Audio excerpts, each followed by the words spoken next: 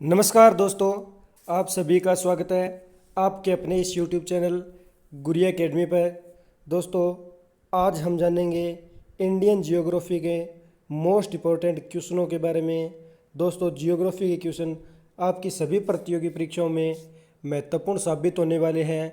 सभी एग्जाम्स में बार बार जियोग्राफी के क्वेश्चन है ये पूछे जाते हैं, तो लास्ट तक दोस्तों वीडियो में बने रहना है।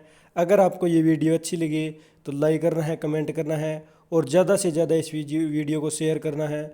तो चलिए आज के जियोग्राफी क्वेश्चनों की शुरुआत करते हैं आज के मोटिवेशनल कोड के साथ। तो आज का मोटिवेशनल कोड है, अभी तो केवल शहनाइयाँ बजी है, ढोल बजने अभी बाकी है। अभी तो केवल शहनाइयाँ बजी है, ढोल बजने अभी बाकी है। अभी तो केवल गोरैया ने उड़ान भरी है, असली बाज की उड़ान अभी बाकी है। अभी तो केवल शहनाइयाँ बजी है, ढोल बजने अभी बाकी है। अभी तो केवल गोरैयों ने उड़ान भरी है, असली बाज की उड़ान अभी बाकी है। तो ये है आज का मोटिवेशनल कोड। तो चलिए शुरुआत करते हैं आज के जियोग्राफी के मोस्ट इम्पोर्टेंट क्वेश्चनों की। तो आज का फर्स्ट क्वेश्चन है, पृथ्वी पर सबसे गर्म महाद्वीप कौन सा है? पृथ्वी पर सबसे गर्म महाद्वीप कौन सा है? तो राइट आंसर होगा बी, अफ्रीका। अफ्रीका है ये पृथ्वी के ऊपर सबसे गर्म महाद्वीप है, यानी जो 7 महाद्वीप है उनमें से सबसे गर्म महाद्वीप है अफ्रीका है। और बात करें अफ्रीका, यह दूसरा बड़ा महाद्वीप है। फर्स्ट एशिया और दूसरे नंबर पर अफ्रीका, यानी यह दूसरा बड़ा महाद्वीप है। और बात करें अफ्रीका की तो इसमें कुल 54 देश है। अफ्रीका महाद्वीप में कुल 54 देश है। नेक्स्ट क्वेश्चन पे चलते हैं, भारत के किस प्रदेश की सीमाएं 3 देशों क्रमशः नेपाल, भूटान एवं चीन से मिलती है? भारत के किस प्रदेश की जो सीमा है ये 3 देश यानी नेपाल, भूटान एवं चीन इससे मिलती है? तो राइट आंसर होगा डी, यानी जो पश्चिम बंगाल, यानी यह भारत का राज्य है। पश्चिम बंगाल जो राज्य है इसकी सीमा 3 ओर से यानी नेपाल, भूटान एवं चीन इससे मिलती है। और पश्चिम बंगाल, तो पश्चिम बंगाल की जो कैपिटल है ये कोलकाता है। और पश्चिम बंगाल की स्थापना की बात करें तो 1 नवंबर 1956 ईस्वी, 1 नवंबर 1956 ईस्वी के अंदर पश्चिम बंगाल की स्थापना हुई थी। और बात करें पश्चिम बंगाल की तो पश्चिम बंगाल है ये राज्यों के मामले में यानी चौथे नंबर पर है, यानी इसके अंदर चौथे नंबर पर सबसे ज़्यादा आबादी है। आबादी के मामले में भारत के अंदर राज्यों में चौथे स्थान पर है पश्चिम बंगाल। नेक्स्ट क्वेश्चन पे चलते हैं, भारत में सबसे लंबी सिंचाई नहर है? भारत में सबसे लंबी सिंचाई नहर है तो राइट आंसर होगा सी, इंदिरा गांधी नहर। यानी भारत के अंदर सर्वाधिक बात करें जो सिंचाई है, सिंचाई किस से नहर से होती है? तो जो इंदिरा गांधी नहर है इसके द्वारा भारत के अंदर सर्वाधिक सिंचाई होती है। और बात करें इंदिरा गांधी की तो जो इंदिरा गांधी नहर है ये राजस्थान की प्रमुख नहर है, राजस्थान की प्रमुख नहर है। और इसका पुराना नाम भी राजस्थान है, पुराना नाम है राजस्थान नहर है। इंदिरा गांधी नहर का पुराना नाम है राजस्थान नहर है। और बात करें इंदिरा गांधी नहर के उद्घाटन की तो दूसरी बार इसका उद्घाटन है ये 31 मार्च 1958 ईस्वी को, 31 मार्च 1958 ईस्वी को दूसरी बार इसका उद्घाटन हुआ था। और इसकी लंबाई अगर पूछ ले तो 649 किमी, 649 किलोमीटर है ये इसकी कुल लंबाई है। नेक्स्ट क्वेश्चन पे चलते हैं, भारत के किस राज्य को चीनी का कटोरा कहा जाता है? भारत के किस राज्य को चीनी का कटोरा कहा जाता है? तो इसका राइट आंसर होगा सी, उत्तर प्रदेश। जो उत्तर प्रदेश राज्य है इसे चीनी का कटोरा कहा जाता है। और विश्व में बात करें विश्व के अंदर तो विश्व के अंदर जो क्यूबा देश है, विश्व में जो क्यूबा देश है, क्यूबा देश को चीनी का कटोरा कहा जाता है। विश्व में क्यूबा देश को चीनी का कटोरा कहा जाता है और भारत के अंदर उत्तर प्रदेश राज्य को चीनी का कटोरा कहा जाता है। नेक्स्ट क्वेश्चन पे चलते हैं, भारत का केंद्रीय औषधि अनुसंधान संस्थान कहाँ स्थित है? भारत का केंद्रीय औषधि अनुसंधान संस्थान है, ये कहाँ स्थित है? तो इसका राइट आंसर होगा डी, लखनऊ।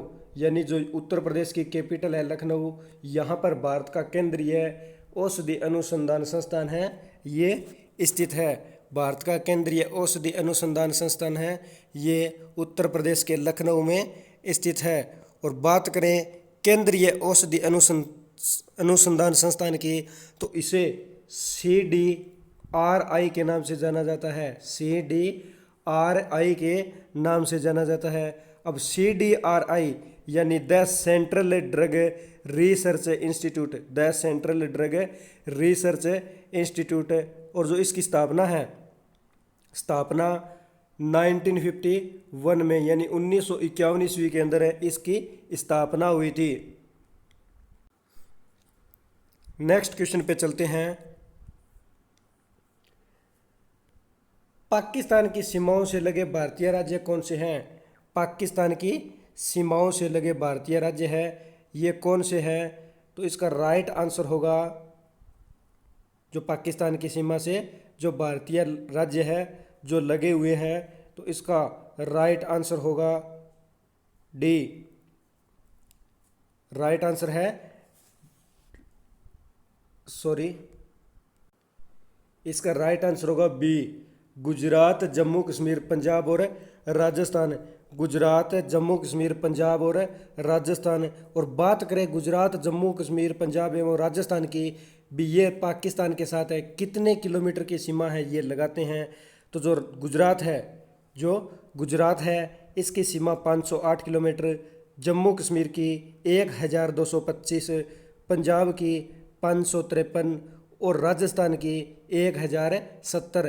तो ये जो सीमाएं हैं ये पाकिस्तान के साथ इसकी लगती है। और ये 4 राज्य हैं जो जम्मू कश्मीर, गुजरात, पंजाब एवं राजस्थान, ये चारों राज्य पाकिस्तान के साथ अपनी सीमा को लगाते हैं। नेक्स्ट क्वेश्चन पे चलते हैं।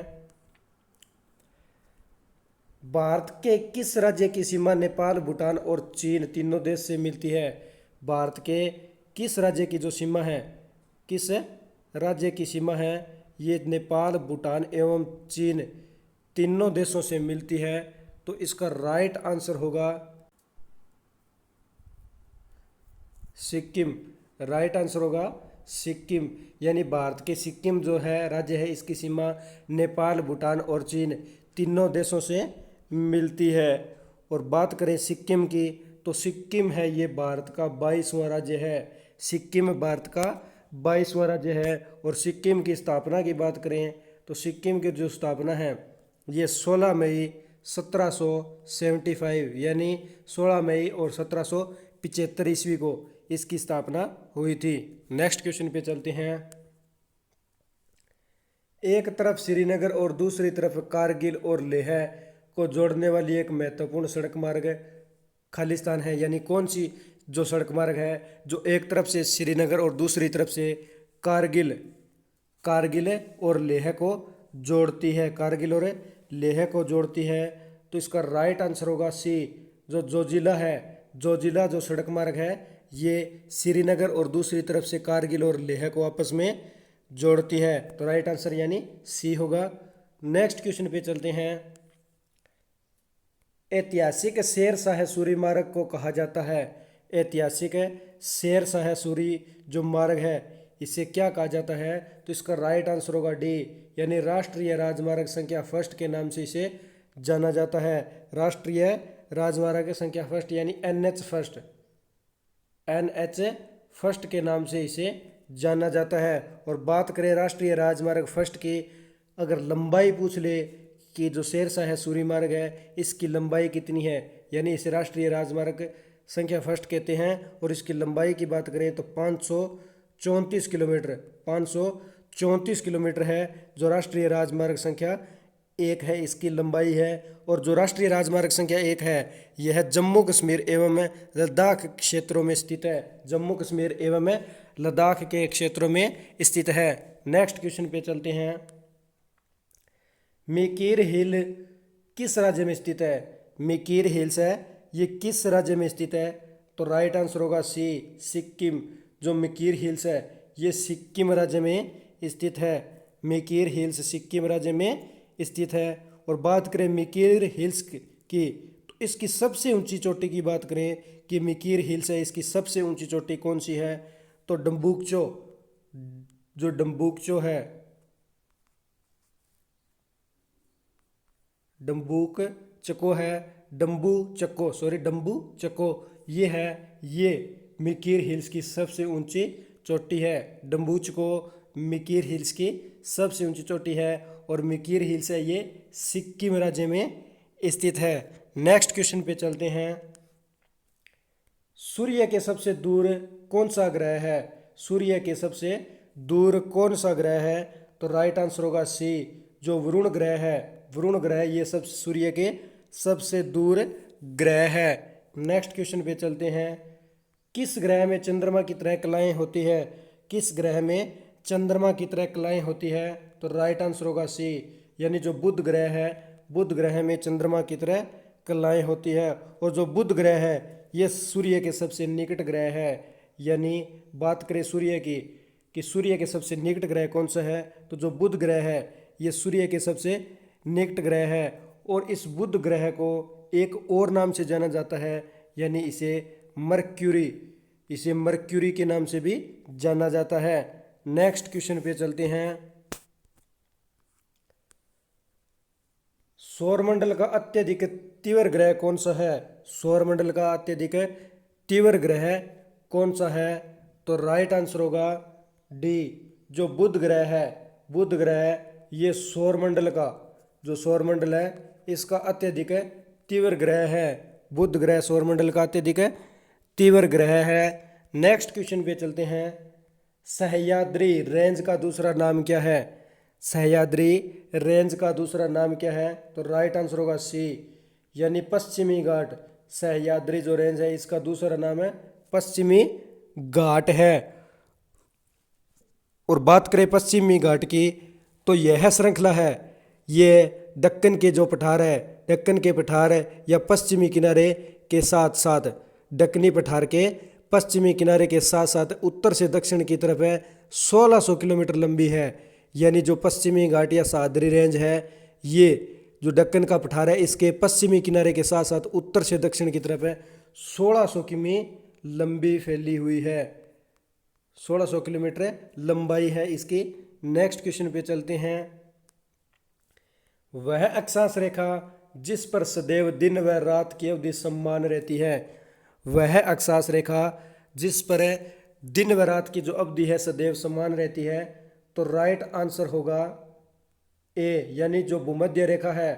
भूमध्य रेखा है और भूमध्य रेखा को के अंदर भूमध्य रेखा के ऊपर जो है सदैव दिन व रात है, ये इसकी अवधि समान रहती है।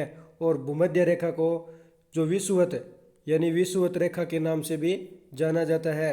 भूमध्य रेखा को विषुवत रेखा के नाम से जाना जाता है। नेक्स्ट क्वेश्चन पे चलते हैं। नॉर्वे में अर्धरात्रि के समय सूर्य कब दिखाई देता है? नॉर्वे में अर्धरात्रि के समय सूर्य है ये कब दिखाई देता है? तो राइट आंसर होगा बी यानी 21 जून को नॉर्वे देश के अंदर अर्धरात्रि में सूर्य दिखाई देता है। और बात करें 21 जून तो ये विश्व के अंदर यानी विश्व में सबसे लंबा दिन 21 जून को होता है। यानी 21 जून को विश्व में सबसे लंबा दिन व रात छोटी होती है। नेक्स्ट क्वेश्चन पे चलते हैं। सौरमंडल का जन्मदाता किसे कहा जाता है? सौरमंडल का जन्मदाता किसे कहा जाता है? तो राइट आंसर होगा डी यानी जो सूर्य है, सूर्य को सौरमंडल का जन्मदाता कहा जाता है। नेक्स्ट क्वेश्चन पे चलते हैं। एक ग्रह की अपने कक्ष में सूर्य से न्यूनतम दूरी को क्या कहा जाता है? एक ग्रह के अंदर जो अपने कक्ष में सूर्य से जो न्यूनतम दूरी है इसे क्या कहा जाता है? तो राइट आंसर होगा ए यानी उपसौर। जो ग्रह के अंदर कक्ष में सूर्य से न्यूनतम दूरी है उसे उपसौर के नाम से जाना जाता है। यानी उपसौर वह स्थान जहाँ से सूर्य की सबसे नज़दीक होता है, वह स्थान है जो सूर्य से यानी ग्रह है सूर्य से सबसे नज़दीक होता है, इसे उपसौर के नाम से जाना जाता है। नेक्स्ट क्वेश्चन पे चलते हैं। पार्थिव ग्रहों की संख्या कितनी है? पार्थिव ग्रहों की संख्या कितनी, यानी जो पृथ्वी है, पृथ्वी के ग्रहों की संख्या यानी पार्थिव ग्रहों की संख्या है, ये कितनी है? तो पार्थिव ग्रहों की संख्या राइट आंसर 4 है। पार्थिव जो ग्रह है इसकी संख्या 4 है। और 4 कौन कौन से हैं? तो देखो बुध, शुक्र, बुध, शुक्र, पृथ्वी और मंगल। बुध, शुक्र, पृथ्वी और मंगल, ये 4 पार्थिव ग्रह है। बुध, शुक्र, पृथ्वी और मंगल, ये 4 पार्थिव ग्रह है। नेक्स्ट क्वेश्चन पे चलते हैं। निम्न में से कौन एक तारा है? निम्न में से कौन एक तारा है? तो राइट आंसर होगा सी, यानी सूर्य है एक तारा है। नेक्स्ट क्वेश्चन पे चलते हैं। मानव भूगोल का पिता निम्न में से किसको कहा जाता है? मानव भूगोल का पिता है, ये किसको कहा जाता है? तो राइट आंसर होगा कार्ल रिटर। जो कार्ल रिटर है इसे मानव भूगोल का पिता कहा जाता है। और जो कार्ल रिटर है ये एक जर्मन भूगोलवेता थे, जर्मन भूगोलवेता थे, और इन्हें ही मानव भूगोल का पिता कहा जाता है। और बात करें भूगोल के संस्थापक की, यानी भूगोल के संस्थापक कौन थे? तो संस्थापक थे इरेस्टोस्थनीज। इरेस्टोस्थनीज है, इसे भूगोल का संस्थापक कहा जाता है। और पृथ्वी की जो परिधि है, पृथ्वी की परिधि की गणना करने का जो श्रेय है ये इरेटोस्थनीज है। इरेटोस्थनीज को पृथ्वी की जो परिधि की गणना करने का श्रेय दिया जाता है। नेक्स्ट क्वेश्चन पे चलते हैं। भू आकृति विज्ञान का जन्मदाता किसे माना जाता है? भू आकृति विज्ञान का जन्मदाता किसे माना जाता है? तो राइट आंसर होगा ए, यानी जो पेसल है, पेसल को भू आकृति विज्ञान का जन्मदाता माना जाता है। नेक्स्ट क्वेश्चन पे चलते हैं। सौरमंडल के बारे में विश्व के समक्ष जानकारी प्रस्तुत करने का श्रेय किस विद्वान को है? जो सौरमंडल है, सौरमंडल के बारे में समस्त जानकारी प्रस्तुत करने का जो श्रेय है ये किस विद्वान को है? तो राइट आंसर होगा ए, यानी कोपरनिक्स। यानी कोपरनिक्स जो विद्वान थे, इन्होंने सौरमंडल के बारे में विश्व के जो समस्त जानकारी है इसे प्रस्तुत करने का श्रेय दिया जाता है। नेक्स्ट क्वेश्चन पे चलते हैं।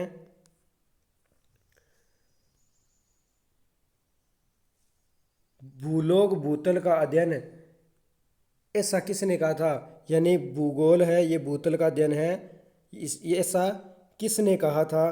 तो इसका राइट आंसर होगा सी, यानी कांट। यानी जो कांट वैज्ञानिक है इसने कहा था कि भूगोल है, भूलोक नहीं है दोस्तों, ये भूगोल है, यानी भूगोल भूतल का अध्ययन है, ऐसा कांट नाम के वैज्ञानिक ने कहा था। नेक्स्ट क्वेश्चन पे चलते हैं। चारों ओर परिक्रमा करने वाले छोटे आकाशीय पिंड को क्या कहते हैं?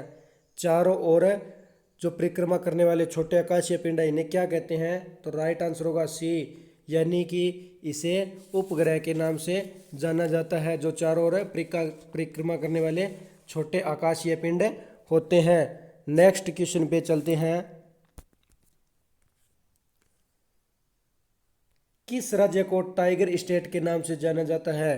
किस राज्य को टाइगर स्टेट के नाम से जाना जाता है?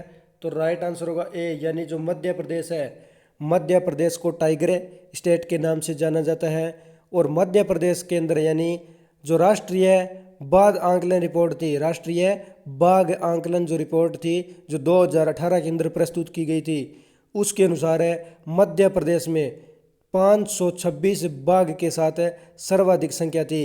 यानी जो 2018 के अंदर है जो राष्ट्रीय बाघ आंकलन रिपोर्ट आई थी, इसके अनुसार मध्य प्रदेश के अंदर 526 बाघ संख्या थी, बाघों की संख्या 526 थी। इसलिए जो मध्य प्रदेश है इसे टाइगर स्टेट के नाम से जाना जाता है। नेक्स्ट क्वेश्चन पे चलते हैं। निम्न में से कौन एक कृत्रिम झील नहीं है? निम्न में से कौन एक कृत्रिम झील नहीं है? तो राइट आंसर होगा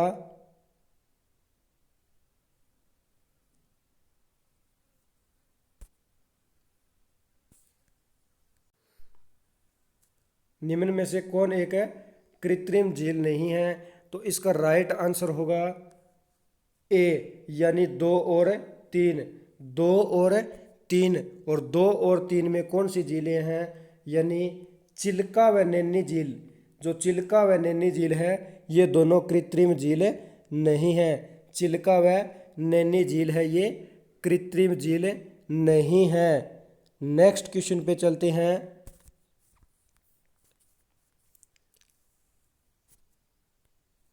भारत में पहली पनबिजली परियोजना थी, भारत के अंदर जो पहली पनबिजली परियोजना थी तो वो कौन सी थी, तो राइट आंसर होगा डी, यानी कर्नाटक में शिव समुद्रम। कर्नाटक में शिव समुद्रम जो परियोजना है ये भारत की पहली पनबिजली परियोजना थी। कर्नाटक की शिव समुद्रम जो परियोजना है ये भारत की पहली पनबिजली परियोजना थी। नेक्स्ट क्वेश्चन पे चलते हैं। नेपाली भाषा का मुख्य रूप किस राज्य में है, ये बोली जाती है, यानी जो नेपाली भाषा है ये मुख्य रूप से किस राज्य में बोली जाती है, तो नेपाली भाषा राइट आंसर यानी ए, यानी जो सिक्किम राज्य है, सिक्किम राज्य में मुख्य रूप से नेपाली भाषा है ये बोली जाती है। और जो नेपाली भाषा है यह भारत के उत्तर पूर्वी राज्यों में बोली जाती है। उत्तर पूर्वी यानी मुख्य रूप से सिक्किम में बोली जाती है और यह भारत के उत्तरी पूर्वी जो राज्य है इनमें बोली जाती है। और उत्तराखंड के अनेक लोग उत्तराखंड के अंदर जो अनेक लोग हैं इन्हें अपनी मातृभाषा भी मानते हैं। उत्तराखंड में लोगों के द्वारा इसे मातृभाषा भी माना जाता है। नेक्स्ट क्वेश्चन पे चलते हैं।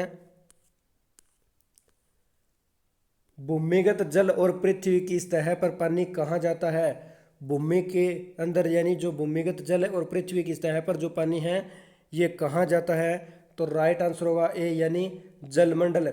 भूमिगत जल और पृथ्वी की सतह पर जो पानी है ये जलमंडल में जाता है। नेक्स्ट क्वेश्चन पे चलते हैं। पृथ्वी की मंदाकिनी यानी जो आकाशगंगा है, आकाशगंगा को सबसे पहले किसने देखा था, पृथ्वी की मंदाकिनी या आकाशगंगा को सबसे पहले किसने देखा था, तो राइट आंसर होगा ए, यानी जो गैलीलियो है, गैलीलियो ने सबसे पहले पृथ्वी के ऊपर मंदाकिनी या आकाशगंगा को देखा था।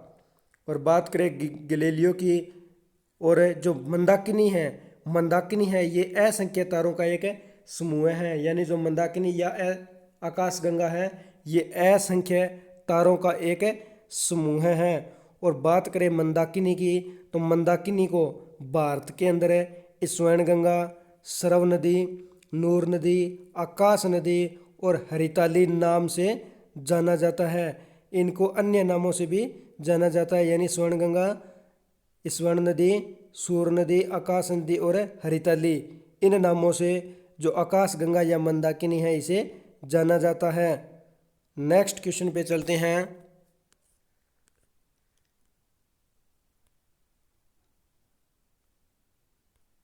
निम्न में से किस शहर को परफ्यूम कैपिटल ऑफ इंडिया के रूप में जाना जाता है, निम्न में से किस शहर को perfume capital of India, perfume capital of India के नाम से जाना जाता है, तो राइट आंसर होगा ए, यानी जो कन्नौज है, कन्नौज उत्तर प्रदेश, यानी कन्नौज है ये यूपी उत्तर प्रदेश जिले के अंदर है।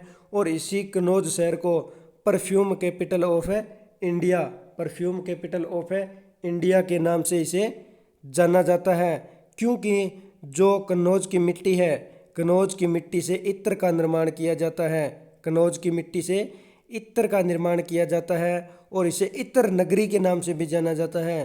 कन्नौज को इत्र नगरी के नाम से जाना जाता है। और जो यहाँ का इत्र है, यहाँ का जो इत्र है ये विदेशों में भी सप्लाई किया जाता है। नेक्स्ट क्वेश्चन पे चलते हैं। गोइंडी राष्ट्रीय उद्यान कहाँ स्थित है, गोइंडी राष्ट्रीय जो उद्यान है, गोइंडी राष्ट्रीय उद्यान कहाँ स्थित है, तो राइट आंसर होगा सी, तमिलनाडु। जो गोइंडी राष्ट्रीय उद्यान है ये तमिलनाडु राज्य में स्थित है। और बात करें गोइंडी राष्ट्रीय उद्यान की स्थापना की, तो इसकी स्थापना 1988 ईस्वी के अंदर गोइंडी जो राष्ट्रीय उद्यान है इसकी स्थापना हुई थी। नेक्स्ट क्वेश्चन पे चलते हैं। सूर्य ग्रहण कब होता है, सूर्य ग्रहण कब होता है, तो इसका राइट आंसर होगा ए, यानी जो जब चंद्रमा जो चंद्रमा है जब सूर्य और पृथ्वी के बीच में होता है तो सूर्य ग्रहण होता है, यानी राइट आंसर ए होगा। नेक्स्ट क्वेश्चन पे चलते हैं। किस देश के साथ भारत की सबसे लंबी अंतर्राष्ट्रीय सीमा लगती है? किस देश के साथ है भारत की सबसे लंबी अंतर्राष्ट्रीय सीमा लगती है? तो राइट आंसर है डी, यानी जो बांग्लादेश है, बांग्लादेश के साथ भारत की सबसे लंबी अंतर्राष्ट्रीय सीमा लगती है और ये सीमा 4096 किमी 4096 जो किलोमीटर है ये सीमा बांग्लादेश के साथ लगाता है। तो बांग्लादेश के साथ सबसे लंबी अंतर्राष्ट्रीय सीमा भारत की लगती है। नेक्स्ट क्वेश्चन पे चलते हैं। विश्व बैंक के अनुसार कृषि प्रयोजनों के लिए भारत का अनुमानित भूमि उपयोग प्रतिशत क्या था? यानी विश्व बैंक के अनुसार कृषि प्रयोजनों के लिए भारत का अनुमानित भूमि उपयोग प्रतिशत है ये कितना था? तो इसका राइट आंसर होगा डी, यानी 60%। विश्व बैंक के अनुसार 60% है ये प्रयोजनों के लिए भारत के पास अनुमानित भूमि का प्रतिशत माना गया है। नेक्स्ट क्वेश्चन पे चलते हैं। राज्यसभा में निम्न में से किस राज्य का प्रतिनिधित्व होता है? राज्यसभा के अंदर निम्न में से किस राज्य का प्रतिनिधित्व होता है? तो राइट आंसर होगा सी, यानी जो अरुणाचल प्रदेश है, अरुणाचल प्रदेश राज्य का राज्यसभा के अंदर प्रतिनिधित्व होता है। नेक्स्ट क्वेश्चन पे चलते हैं। अजंता की गुफाएं जो लगभग 30 चट्टान द्वारा काटी गई है, अजंता की गुफाएं जो लगभग 30 चट्टान द्वारा काटी गई बौद्ध गुफाएं हैं जिन्हें भारतीय कला विशेष रूप से चित्रकला का सबसे बेहतरीन जीवित उदाहरण के रूप में वर्णित किया गया है, वह स्थित है। तो यह कहाँ स्थित है? तो इसका राइट आंसर होगा यानी औरंगाबाद महाराष्ट्र। औरंगाबाद महाराष्ट्र के अंदर है, औरंगाबाद महाराष्ट्र के अंदर है जो है ये अजंता की गुफाएं स्थित है जो लगभग 30 जो चट्टान है 30 चट्टान है इसके द्वारा काटी गई बौद्ध गुफाएं हैं जिन्हें भारतीय कला विशेष रूप से चित्रकला का सबसे बेहतरीन जीवन उदाहरण देती है। तो ये महाराष्ट्र राज्य में स्थित है, यानी औरंगाबाद महाराष्ट्र राज्य में स्थित है। नेक्स्ट क्वेश्चन पे चलते हैं। नंदा देवी शिखर किस भारतीय राज्य में स्थित है? नंदा देवी जो पर्वत शिखर है ये किस भारतीय राज्य में स्थित है? तो राइट आंसर होगा बी, यानी जो उत्तराखंड राज्य है, उत्तराखंड राज्य के अंदर नंदा देवी जो पर्वत शिखर है ये स्थित है। और बात करें नंदा देवी की तो यह उत्तराखंड के अंदर सबसे ऊंचा पर्वत है, यह भारत की सबसे यानी दूसरी सबसे ऊंची चोटी है। नंदा देवी भारत की दूसरी सबसे ऊंची चोटी है और इसकी ऊंचाई की बात करें तो नंदा देवी की ऊंचाई 7,817 मीटर 7,817 मीटर है, ये नंदा देवी की ऊंचाई है और ये उत्तराखंड राज्य में स्थित है। नेक्स्ट क्वेश्चन पे चलते हैं। गरसोपा या जोग जलप्रपात का नया नाम क्या है? गरसोपा या जो जोग जलप्रपात है, गरसोपा या जोग जलप्रपात है, इसका नया नाम क्या है? तो राइट आंसर होगा सी, यानी इसका नया नाम है महात्मा गांधी जलप्रपात है, महात्मा गांधी जलप्रपात है। और जो महात्मा गांधी जलप्रपात की बात करें तो यह कर्नाटक राज्य में महात्मा गांधी जलप्रपात है, यह कर्नाटक जो राज्य है कर्नाटक राज्य में स्थित है और यह भारत का दूसरा ऊंचा जलप्रपात है। जो महात्मा गांधी जलप्रपात है यह भारत का दूसरा ऊंचा जलप्रपात है और यह कर्नाटक की जो सरवती नदी है, कर्नाटक की सरवती नदी के किनारे पर स्थित है। नेक्स्ट क्वेश्चन पे चलते हैं। इनमें से किस राज्य में सर्दियों के महीने में सबसे अधिक वर्षा होती है? इनमें से किस राज्य में सर्दियों के अंदर सबसे अधिक वर्षा होती है? तो राइट आंसर होगा ए, यानी जो तमिलनाडु राज्य है, तमिलनाडु के अंदर सर्दियों के महीनों में सबसे अधिक वर्षा होती है। नेक्स्ट क्वेश्चन पे चलते हैं। भारत निम्न देशों में से किस देश के साथ सबसे लंबी अंतर्राष्ट्रीय सीमा साझा करता है? भारत निम्न देशों में से किस देश के साथ है जो सबसे लंबी अंतर्राष्ट्रीय सीमा है ये साझा करता है? तो ये क्वेश्चन एक बार पीछे रिपीट हो चुका है। लेकिन फिर भी बता देता हूँ। आंसर है इसका डी, यानी जो बांग्लादेश है, बांग्लादेश के साथ सर्वाधिक लंबी सीमा यानी 4096 किलोमीटर की जो भारत है ये साझा करता है। नेक्स्ट क्वेश्चन पे चलते हैं। कपिलधारा जलप्रपात किस नदी पर स्थित है? कपिलधारा जलप्रपात किस नदी पर स्थित है? तो राइट आंसर होगा डी, यानी जो नर्मदा नदी है, नर्मदा नदी के ऊपर जो है कपिलधारा जलप्रपात स्थित है। और जो नर्मदा नदी है ये जो मध्य प्रदेश है, मध्य प्रदेश के अमरकंटक की पहाड़ी से निकलती है। अमरकंटक की जो पहाड़ी है, अमरकंटक की पहाड़ी से नर्मदा नदी मध्य प्रदेश से निकलती है और इस नदी पर कपिलधारा जलप्रपात स्थित है। नेक्स्ट क्वेश्चन पे चलते हैं।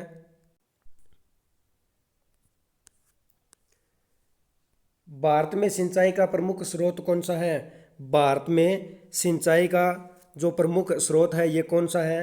तो राइट आंसर होगा बी, यानी कुएं एवं जो नलकूप है ये भारत के अंदर सिंचाई का प्रमुख स्रोत है। और कुएं एवं नलकूप भारत के अंदर पूछे भी किस राज्य में है? तो जो पंजाब राज्य है, पंजाब राज्य के अंदर जो सिंचाई का प्रमुख स्रोत है ये कुएं एवं नलकूप है। भारत के अंदर भी कुएं एवं नलकूप है। और भारत के बात करें राज्य की तो पंजाब जो राज्य है इसमें सर्वाधिक कुएं एवं जो नलकूप है इनसे सिंचाई की जाती है। और दूसरा बड़ा साधन बात करें कि दूसरा बड़ा ऐसा कौन सा साधन है जिससे सिंचाई भारत के अंदर होती है? तो नहरों के द्वारा, जो नहरें हैं नहरों के द्वारा भी भारत के अंदर सिंचाई होती है। नेक्स्ट क्वेश्चन पे चलते हैं। पूर्वोत्तर रेलवे का मुख्यालय कहाँ स्थित है? पूर्वोत्तर जो रेलवे है इसका मुख्यालय कहाँ स्थित है? तो राइट आंसर होगा सी, यानी जो गोरखपुर है, गोरखपुर उत्तर प्रदेश, गोरखपुर उत्तर प्रदेश में पूर्वोत्तर जो रेलवे है इसका मुख्यालय स्थित है। पूर्वोत्तर जो है रेलवे इसका मुख्यालय गोरखपुर उत्तर प्रदेश में स्थित है। और बात करें गोरखपुर रेलवे की, यानी जो पूर्वोत्तर रेलवे है इसकी, तो इसकी स्थापना 14 अप्रैल 1952 यानी 14 अप्रैल 1952 ईस्वी को पूर्वोत्तर रेलवे की स्थापना हुई थी और मुख्यालय गोरखपुर उत्तर प्रदेश में स्थित है। नेक्स्ट क्वेश्चन पे चलते हैं। ओडिशा के बादम पहाड़ खानों की निम्न में से कौन सा खनन किया जाता है? ओडिशा के जो बादम पहाड़ खान हैं इन खानों में निम्न में से कौन सा खनन है ये किया जाता है? तो राइट आंसर होगा हेम्पटाइट, जो हेम्पटाइट है इसका जो है खनन किया जाता है। तो राइट आंसर डी होगा। नेक्स्ट क्वेश्चन पे चलते हैं। बोंडला वन्य जीव अभयारण्य किस राज्य में स्थित है? बोंडला यानी BWS यानी बोंडला वन्य जीव अभयारण्य है, ये किस राज्य में स्थित है? तो राइट आंसर होगा सी, यानी जो गोवा राज्य है, गोवा राज्य के अंदर बोंडला वन्य जीव अभयारण्य है ये स्थित है। और बात करें बोंडला वन्य जीव अभयारण्य की तो इसका विस्तार अगर पूछ लिया जाए तो इसका विस्तार 8 वर्ग किमी है। इसका विस्तार 8 वर्ग किमी है, 8 वर्ग किमी है जो बोंडला जो है वन्य जीव अभयारण्य है इसका विस्तार है और ये गोवा राज्य में स्थित है। नेक्स्ट क्वेश्चन पे चलते हैं। निम्न राज्यों में से सांबर झील कहाँ स्थित है? यानी निम्न राज्य में से सांबर झील कहाँ स्थित है? तो राइट आंसर होगा डी, यानी जो राजस्थान राज्य है, राजस्थान राज्य के जयपुर जिले में, जो राजस्थान की कैपिटल है, राजस्थान की जो कैपिटल है जयपुर, तो इस जयपुर जिले के अंदर सांबर झील है ये स्थित है। और सांबर झील है ये खारे पानी की झील है और इस सांबर झील से जो नमक है, नमक का उत्पादन किया जाता है। और सांबर झील की बात करें तो ये समुद्र तल से, सांबर झील समुद्र तल से लगभग 1200 फुट यानी 1200 फुट की ऊंचाई पर स्थित है। सांबर झील समुद्र तल से 1200 फीट की ऊंचाई पर स्थित है। और इसके क्षेत्रफल की बात करें तो इसका क्षेत्रफल है जो 90 वर्ग मील है। सांबर झील का क्षेत्रफल 90 वर्ग मील है, 19 वर्ग मील। नेक्स्ट क्वेश्चन पे चलते हैं। रेलवे स्टाफ कॉलेज कहाँ स्थित है? रेलवे स्टाफ कॉलेज है ये कहाँ स्थित है? तो इसका राइट आंसर होगा वडोदरा यानी जो गुजरात के अंदर स्थित है, गुजरात राज्य में जो वडोदरा है यहाँ पर रेलवे स्टाफ कॉलेज स्थित है, रेलवे स्टाफ कॉलेज स्थित है। और जो वडोदरा है ये गुजरात का एक महत्वपूर्ण नगर माना जाता है। गुजरात का पूछ ले कि महत्वपूर्ण नगर कौन सा है, तो वडोदरा गुजरात का महत्वपूर्ण नगर है और यहाँ पे रेलवे स्टाफ कॉलेज स्थित है। तो दोस्तों आज हमने इंडियन जियोग्राफी के मोस्ट इम्पोर्टेंट क्वेश्चनों के बारे में डिस्कस किया। दोस्तों अगर आपको ये वीडियो अच्छी लगे तो लाइक करना, कमेंट करना, ज़्यादा से ज़्यादा इस वीडियो को शेयर करना और अपने इस चैनल गुरिया एकेडमी को सब्सक्राइब करना, बेल आइकन को प्रेस करना ताकि नोटिफिकेशन आपको समय समय पर मिलता रहे। मिलते हैं नेक्स्ट वीडियो में। धन्यवाद दोस्तों। जय हिंद, जय भारत।